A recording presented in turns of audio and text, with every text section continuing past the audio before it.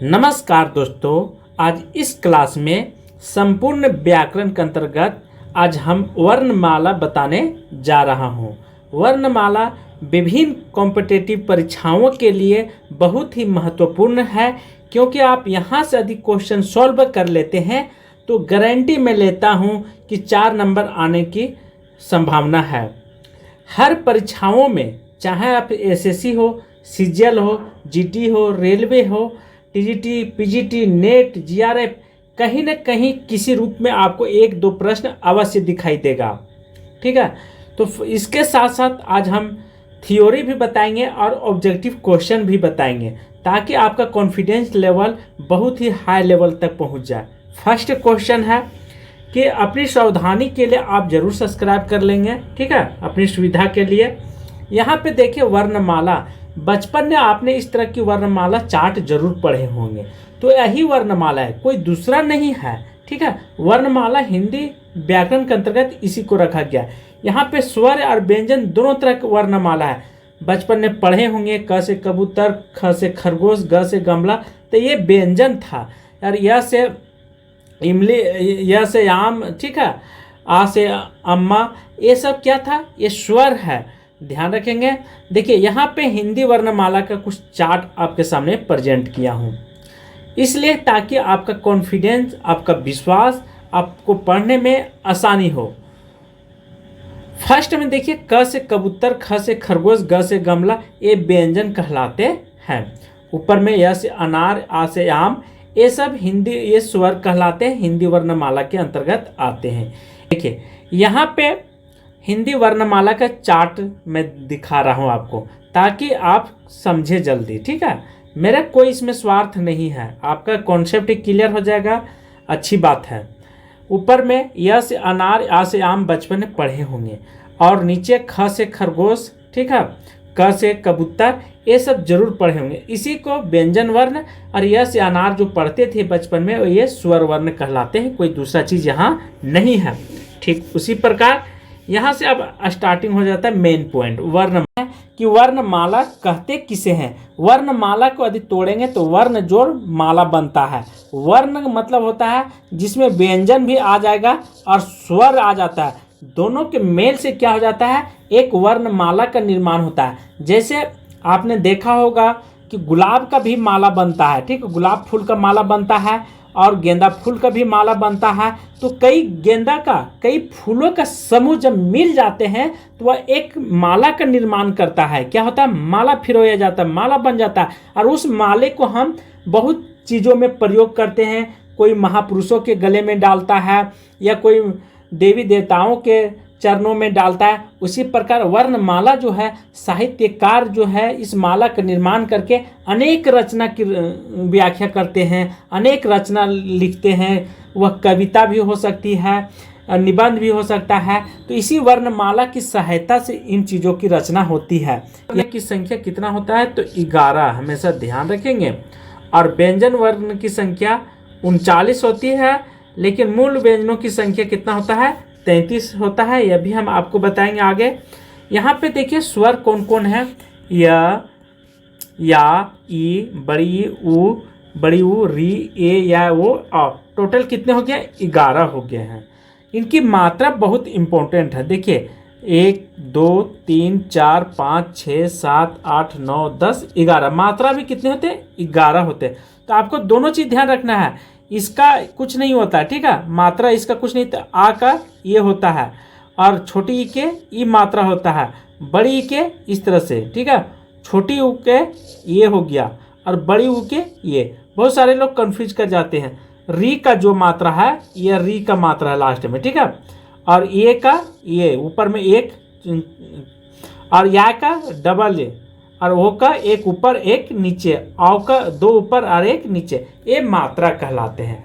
इसके बिना आप कल्पना नहीं कर सकते हैं हिंदी साहित्य लिखने की। ठीक है, हिंदी साहित्य में मात्रा का बहुत बड़ा योगदान होता है, इसीलिए इन मात्राओं को, चिन्हों को लिखना जरूरी है। मात्रा मतलब क्या होता है? चिन्ह होता है, कोई चीज़ नहीं है। ठीक है, मात्रा मतलब चिन्ह होता है, ताकि आप इसे आगे पत्र पत्रिकाओं जो साहित्य लिखते हैं तो इन्हीं चिन्हों के माध्यम से साहित्य की निर्माण होती है। घोषणा के आधार पर दो भेद बताए हैं। कौन कौन? हास्य स्वर, ठीक है, और एक दीर्घ स्वर। दीर्घ स्वर को गुरु स्वर भी बोला जाता है, जो कि रस छंद में आपको यह जरूरी पड़ता है, और इसको लघु स्वर बोला जाता है। जहाँ पे लघु स्वर आएगा वहाँ पे एक मात्रा गिना जाता है, और गुरु स्वर जहाँ पे आता है वहाँ पे दो मात्रा, ठीक है। ये इस आकार में आप देखे होंगे, इस तरह से इसका होता है गुरु का चिन्ह। अब यहाँ पे लघु स्वर कौन कौन है, जिसको हास्य स्वर भी बोला जाता है? य, ई, उ, री, 4 होते हैं। यहाँ पे हमने दे दिया हूँ 4, ख्याल रहे।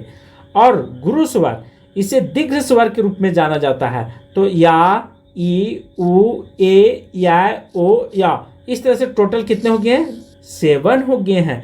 आपको इन बिंदुओं को नोट कर लेना है, ताकि आज के बाद कभी दोबारा नहीं पढ़ने की जरूरत पड़ेगा।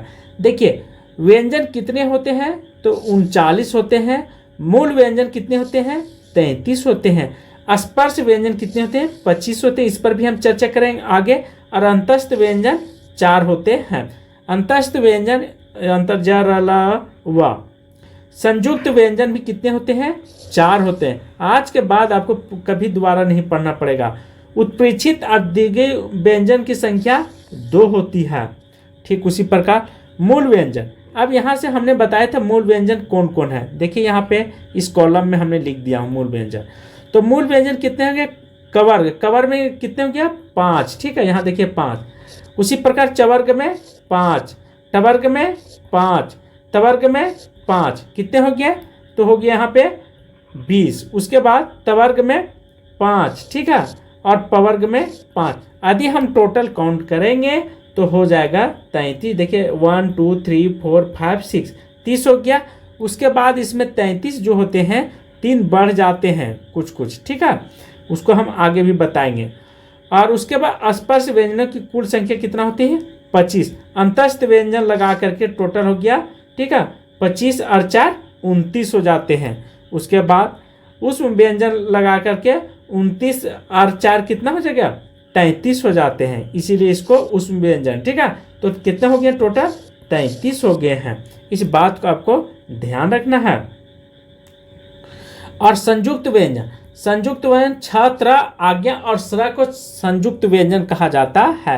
उत्प्रेक्षित और द्विगु व्यंजन, ये ड को बोला जाता है। किसको बोला जाता है? ड को। हिंदी स्वरों का वर्गीकरण उच्चारण की दृष्टि से, ठीक है, यदि बात करें उच्चारण की दृष्टि से, हर स्वर का उच्चारण जो होता है, ठीक है, य का, या का, म का, ब का, तो हमारे कंठ में अलग अलग जगहों से होती है। जिस प्रकार बीना में या हारमोनियम में सारे गामा पध निसा, ठीक है, हर स्वर का जो निकलती है वह अलग अलग जगह से स्वर निकलती है। उसी प्रकार हमारे जीवों से जितने भी वर्णमाला है उनके निकलने की जगह जो है से अलग अलग होती है। जैसे अग्रभाग, अग्रभाग आगे के भाग, जिन स्वरों को उच्चारण में जीभ का अगला भाग ऊपर नीचे उठता है उसे अग्र स्वर कहा जाता है। अब हमारे मुंह में जीभ का बहुत बड़ा योगदान होता है। कैसे? यह भी समझेंगे। जिस प्रकार बीना में या हारमोनियम में देखे होंगे बटन ऊपर नीचे होता है दबाने के बाद, उसी प्रकार हमारे जीवा में भी जीभ जो है से ऊपर नीचे होता है, तरंग की तरह, ठीक है, हारमोनियम की तरह, बीना की तरह। यदि बीना की तरह तार नहीं नाचेगा जीभ भी, तो उच्चारण कर ही नहीं सकते हैं। जैसा कि आपने देखा होगा कि कोई व्यक्ति का जीभ सटी हुई रहती है तो वह व्यक्ति का उच्चारण करने में उसे दिक्कत होता है और हम उसे गूंगा कहते हैं, मुख बाधित भी बोलते हैं। अग्रभाग में कौन कौन आते हैं?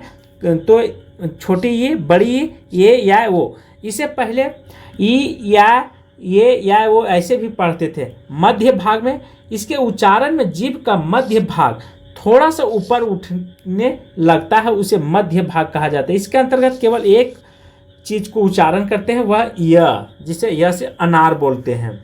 पश्य भाग, जिन स्वरों के उच्चारण में जीभ का पिछला भाग सामान्य स्थिति में ऊपर उठता है उसे पश्य स्वर कहते हैं। अर्थात जीभ जो है से इस टाइप के रहता है, ठीक है, सॉरी, जीभ इस तरह से रहता है। तो जीभ कहने का अर्थ होता है कि पिछला भाग, तो ये आगे का भाग हो गया, अग्र भाग इसको बोला जाता है, और पिछला भाग ये होता है, ठीक है, जीभ के पीछे का भाग। तो इस स्थिति में क्या होता है, इसको पस्य स्वर कहते हैं, जैसे या, उ, बड़ी ऊ, औ और ओ। तो ये सब क्या हो जाते हैं, पस्य भाग के अंतर्गत आते हैं।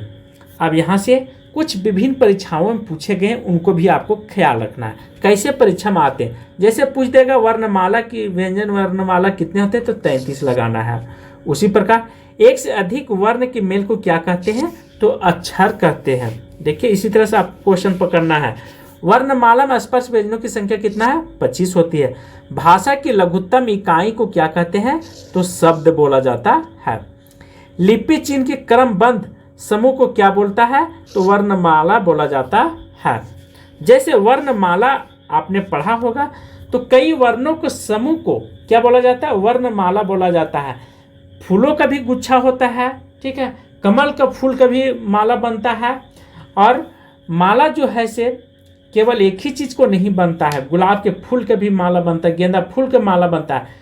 तो अनेक मालाओं को सिरोई जाती फिरोई जाने की क्रिया को ही वर्णमाला कहा जाता है। उसी प्रकार हिंदी व्याकरण में कई वर्णों के मेल को, ठीक है, एक एथी में फिरोया जाता है, तो उसी को वर्णमाला कहा जाता है। कौन सा मूल दीर्घ स्वर है, या, ई, उ, ये सब क्या है, मूल स्वर के अंतर्गत आते हैं। वर्णमाला तत्सम तद्भव दोनों प्रकार के होते हैं। जैसा कि आपने देखा है, वर्णमाला शब्द जो है तत्सम तद्भव दोनों हो सकते हैं, इसमें कोई शक नहीं है। उसी प्रकार ये और बड़ी एवं त्र स्त्रीलिंग वर्ण बहुत इंपॉर्टेंट है दोस्त, यहाँ से, ठीक है। छोटी ये और बड़ी और त्र ये क्या है, स्त्रीलिंग वर्ण है, ठीक है। व्यंजनों का वर्गीकरण यदि पूछेगा तो व्यंजनों का वर्गीकरण देखिए इस तरह से हमारे व्याकरण के जितने भी वैज्ञानिक थे किए हैं। कंठ व्यंजन, तालव्य व्यंजन, मूर्धन्य व्यंजन, दंत व्यंजन, ओष्ठ व्यंजन, आगत व्यंजन, मध्य स्वर और हिंदी के शुद्ध स्वर कितने होते हैं, तो हिंदी 10 होता है। शुद्ध स्वर पूछेगा शुद्ध तो 10, और ऐसी पूछेगा तो 11 लगाना है, ठीक है। अब यहाँ पे बात करते कंठ स्वर में क ख आ जाएगा, तालव्य में च छ ज झ आ जाएगा, मूर्धन्य में ट ठ ड ध आ जाएगा, और दंत में त थ आ जाएगा। ओष्ठ में प फ ब भ म। ओष्ठ इसलिए कि इसको ओठ के माध्यम से ही हम उच्चारण करते हैं, ठीक है। इन बिंदुओं को आपको भली भांति ध्यान रखना है। हिंदी में स्वरों की संख्या 11। नुक्ता का प्रयोग सर्वप्रथम राजा शिव प्रसाद सितारे हिंद ने किया था। नुक्ता का प्रयोग, ठीक है, किसका, नुक्ता का प्रयोग सर्वप्रथम राजा शिव प्रसाद सितारे हिंद ने किए थे। जैसे नुक्ता, जैसे राज बाग, यहाँ पे बिंदु लगा हुआ है ना, इसी को नुक्ता बोला गया है। किसको, यहाँ नीचे बिंदु लगा हुआ।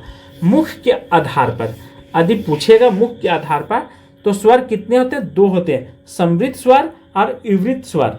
समृद्ध स्वर जिन स्वरों के उच्चारण में मुख सबसे कम खुलता है, ठीक है, उसे समृद्ध स्वर कहा जाता है, लगभग बंद रहता है। जैसे ई, उ, री, ये, ठीक है, पांचों देख लीजिए।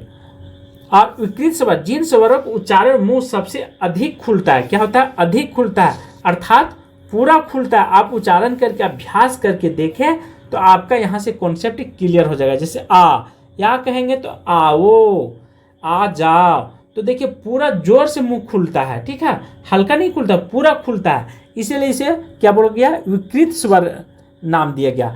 मतलब बहुत विकराल रूप मुंह धारण कर लेता है। ऐसे ट्रिक लगाएंगे तो आपका यहाँ से कॉन्सेप्ट क्लियर हो जाएगा। अब यहाँ पे अर्ध समृद्ध स्वर आता है। समृद्ध स्वर स्थिति में कुछ अधिक खुलता है, अर्थात मुंह आधे से भी कम खुलता है। ऐसे स्वर को, ऐसे मतलब चिन्हों को, जैसे ये और वो आते हैं। अर्ध विवृत स्वर विवृत की तुलना में थोड़ा कम खुलता है, अर्थात मुंह आधे से ज़्यादा खुलता है। इसे विवृत स्वर बोला जाता है, अर्थात अर्ध विवृत स्वर बोला जाता है। इनकी संख्या कितना होता है, 4 होता है, या, ए, ओ, या। अब आपको समझ में आ गया होगा।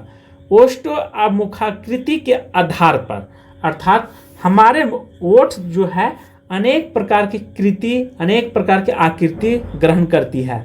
कभी देखे होंगे थोड़ा, कभी लंबा, कभी चौड़ा, इस तरह से। जैसे विवृत या वृत्ताकार वे स्वर जिनका उच्चारण करते समय ओष्ठ क्या हो जाता है, गोलाकार रूप में धारण कर लेता है। जैसे ये हो गया ऊपर, ध्यान रखिए ऐसे है ओठ और फिर ऐसे, तो ये हो जाता है ओठ, इस तरह से ये गोलाकार रूप ले लेता है। ओठ तो हमारी ओठ इस तरह से बनी हुई है, तो कभी कभी ओठ जो है कभी अर्ध गोलाकार के रूप में ले लेता है। जैसे चांद को आप देखे होंगे, चांद कभी अर्ध गोलाकार रहता है ना, तो उसी तरह अर्थात वृत्त स्वर आकृति ग्रहण कर लेते हैं। जैसे ऊ, बड़ी ऊ, ओ और आ, इनकी संख्या 4 होती है। आवृत्ताकार वे स्वर जिनका उच्चारण करते समय ओष्ठ गोल नहीं होते हैं, वे आपत्ति फैल जाते हैं। जैसे य, या, ये, इनकी संख्या कितना होता है, 4 होता है। आपको इन बिंदुओं को रट लेना है। जैसे बहुत सारे बच्चे क्या हो जाते हैं, भूल जाते हैं। कंठ किसको बोला जाता है, कंठ बीच में गला में रहता है। तालव्य मूर्धा मुंह के भीतर की छत को, अगला भाग को क्या बोला जाता है, तालव्य बोला जाता है। मूर्धन्य मूर्धा अर्थात मुंह के भीतर की छत को बोला जाता है मूर्धन्य। दंत ऊपरी को, ठीक है, दांतों के ऊपर को दंत बोला। ओष्ठ दोनों ओठों को। तालव्य मुंह के भीतर की छत को, ध्यान रखेंगे। वत्स्य मतलब दंत मसूड़ा, और दंतोष्ठ ऊपर के दांतों को और निचला दोनों को मिलन को क्या बोला जाता है, दंतोष्ठ बोला जाता है। मूर्धन्य मूर्धा भीतर की छत को। स्वर अंतरीय जो स्वर तंत्र कहलाते, कंठ के भीतर स्थित होती है स्वर अंतरीय। उत्प्रेक्षित जिनके उच्चारण में जीभ ऊपर उठ करके झटके के साथ नीचे आए, उसे उत्प्रेक्षित कहा जाता है। अनुस्वार पंचमा अक्षर के प्रयोग के नियम को ध्यान रखेंगे। यदि कोई पंचम वर्गीय वर्ण स्वर रहित हो तथा उसके बाद उसी वर्ग का कोई अन्य वर्ग आए तो पंचमा अक्षर का अनुस्वार हो जाता है। जैसे हिंदी में देख लीजिए, जैसे त, थ, द, ध, दंतना। तो आप यहाँ पे देखिए द आ गया है, इसी के अक्षर पंचमा अक्षर न आ जाता है। तो इस न के बदले में क्या हो गया, यहाँ पे देख लीजिए, इस न के बदले में यहाँ पे बिंदु हो गया है। तो यही चीज इस पंक्ति में बोल रहा है। बहुत सारे हिंदी लिखने के लिए नहीं जानते हैं, तो आपको ध्यान रखना है कि हिंदी कैसे लिखाता है। सेकेंड है, पंचमा अक्षर स्वर रहित हो तथा उसके य व ह आए तो पंचमा अक्षर अनुस्वार में बदल जाता है। जैसे पंचमा अक्षर स्वर रहित, जितने भी हमने स्वर रहित जैसे क लिखते हैं, तो इसमें 2 चीज का मिलन से क लिखाता है। एक तो आधा क प्लस य के मेल से क्या बनता है, क बनता है, तब कहीं ये होता है। तो स्वर रहित कह रहा है, मतलब यह उसमें नहीं होना चाहिए, ठीक है। तो वैसे जगहों पर क्या हो जाता है, पंचमा अक्षर आता है य व ह में, तो पुण्य और समन्वय और तुम्हारा वहां पे नियम नहीं काम करता है, ठीक है। वहां जस के तस हो जाता है, बिंदु का काम नहीं चलता वहां पे।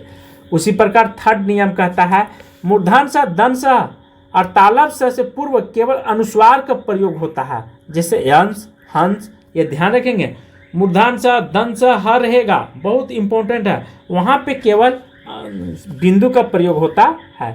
सम उपसर्ग के बाद अंतस्थ या उष्म वर्ण से प्रारंभ होने वाला शब्द आए तो निश्चित रूप से अनुस्वार ही होगा, यह ध्यान रखेंगे। जैसे सम जोड़हार, समहारा, सम जोड़ योग, संयोग। तो यहाँ पे क्या हो जाएगा, सम के बात कर रहा है, तो सम के बाद यदि अंतस्थ या उष्म व्यंजन आएगा, सीधा क्या हो जाएगा, तो ध्यान रखिएगा अनुस्वार का प्रयोग होगा। जैसे समहारा, संयोग, इस बिंदु का आपको ध्यान रखना है। नासिक, नासिक कौन है, ड मूर्धन्य अर्थात पंचमा अक्षर क्या कहलाता है, तो नासिक कहलाता है।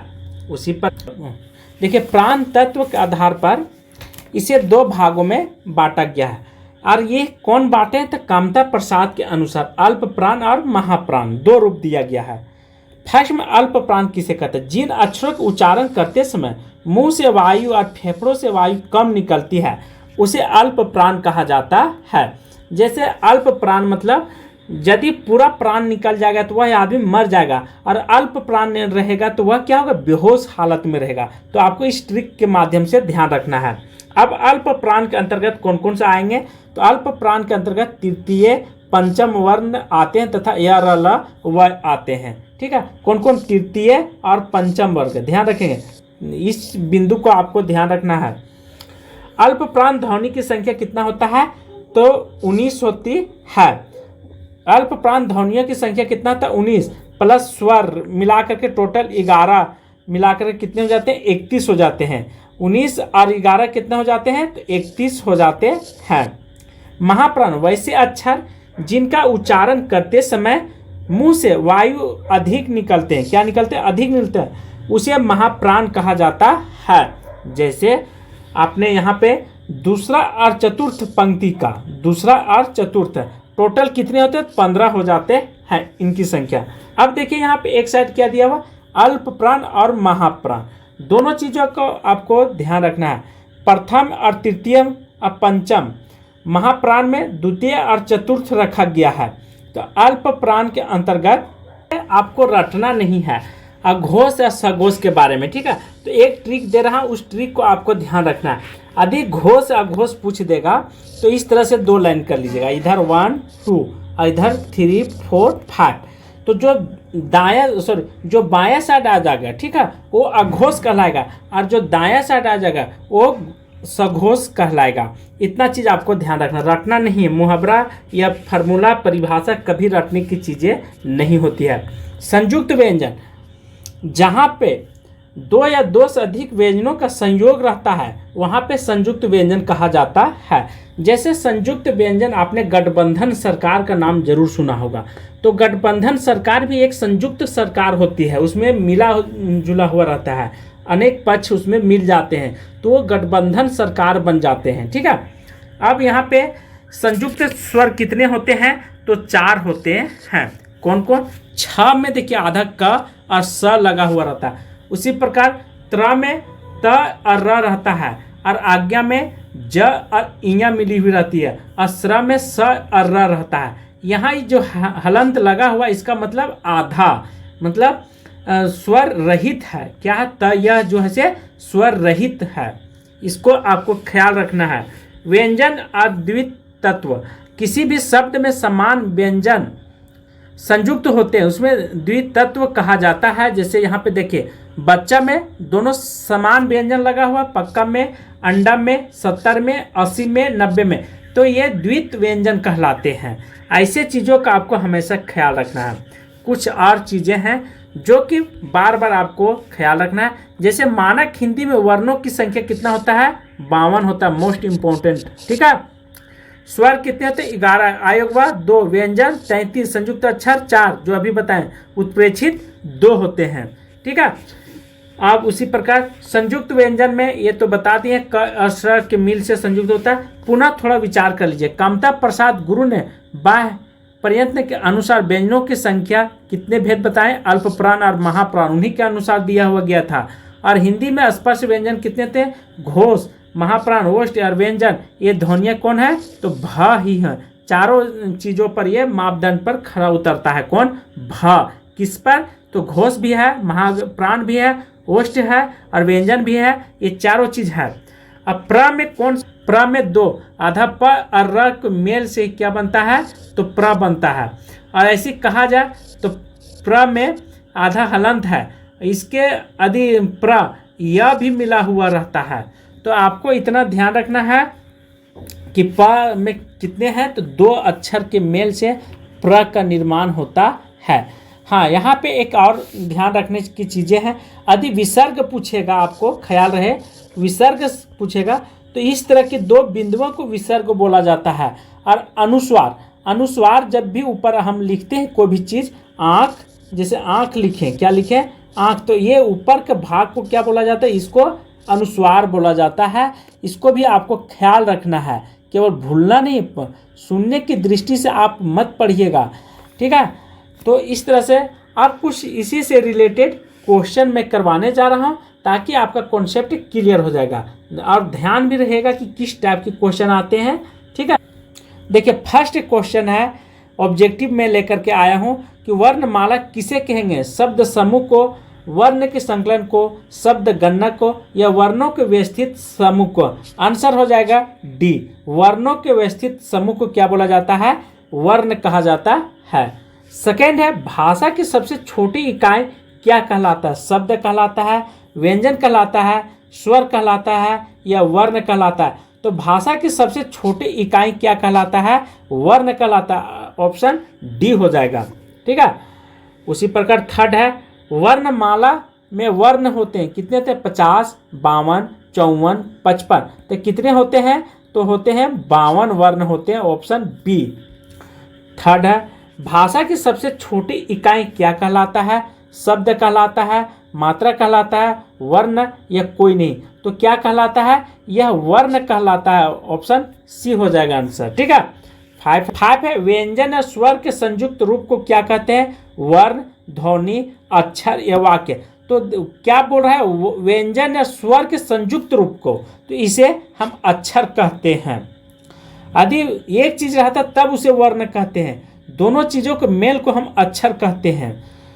6 है, हिंदी भाषा में कितने स्वर होते हैं?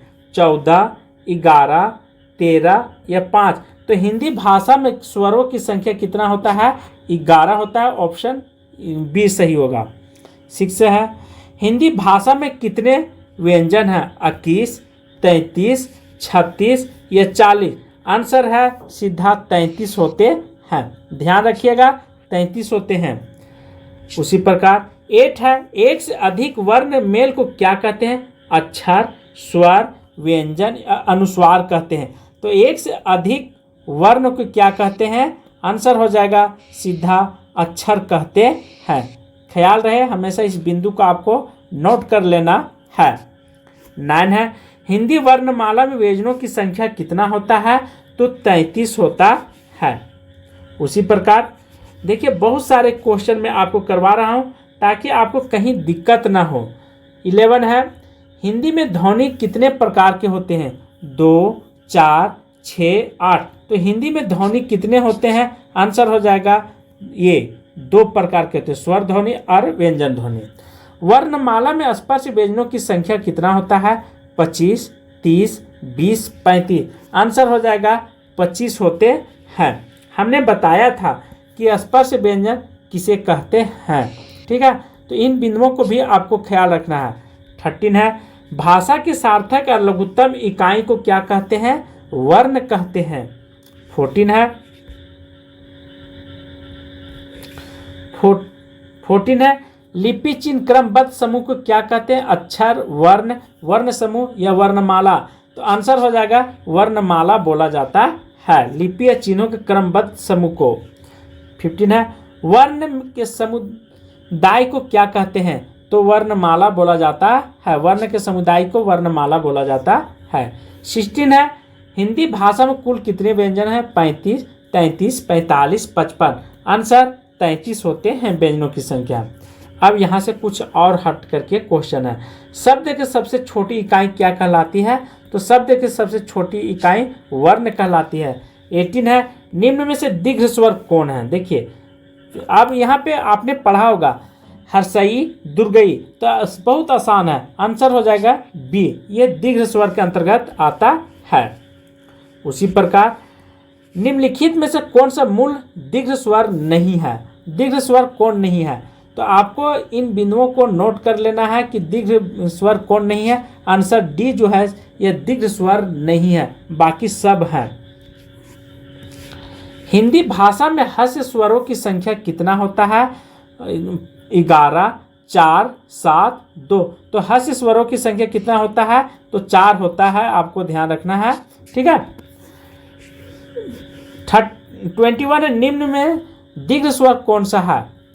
या, ओ, ए, या। तो दीर्घ स्वर कौन है? या है। क्या है? या जो है से दीर्घ स्वर के अंतर्गत आता है। 22 किस स्वर के उच्चारण में दीर्घ स्वर से भी अधिक समय लगता है? अनुस्वार में, अनुनासिक में, हास्य में, फलुत में? आंसर सीधा डी हो जाएगा। क्या हो जाएगा? डी, फलुत स्वर में अधिक टाइम लगता है। देखिए उत्पाद मंडी परिषद परीक्षा 2018 में आया हुआ है, इसलिए ऐसे क्वेश्चनों का आपको हमेशा ध्यान रखना, इग्नोर नहीं करना है। फलुत स्वर कौन सा है? ओम। देखिए ओम कितने तरह की लिखा हुआ है? आंसर हो जाएगा फर्स्ट क्वेश्चन जो है ऑप्शन ये, जो फलुत स्वर के अंतर्गत आता है। ठीक है। ओम तो बहुत तरह से लिखा था, लेकिन सही रूप से ये ऑप्शन सही है। 24 है, हिंदी स्वर का वर्गीकरण जब जीव के भाग के आधार पर किया जाता है तो निम्नलिखित में से कौन सा भेद इसके अंतर्गत नहीं आता? अग्रभाग, मध्य भाग या पश्य भाग, विकृत भाग। आंसर हो जाएगा डी। डी जो है विवृत भाग जो है इसके अंतर्गत नहीं आता है।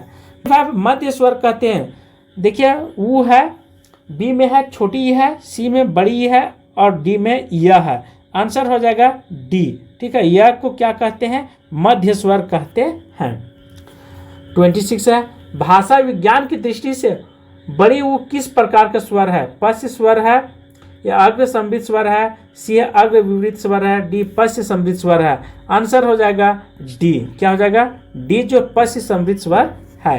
27 है, निम्नलिखित में से कौन सा समृद्ध स्वर आता है?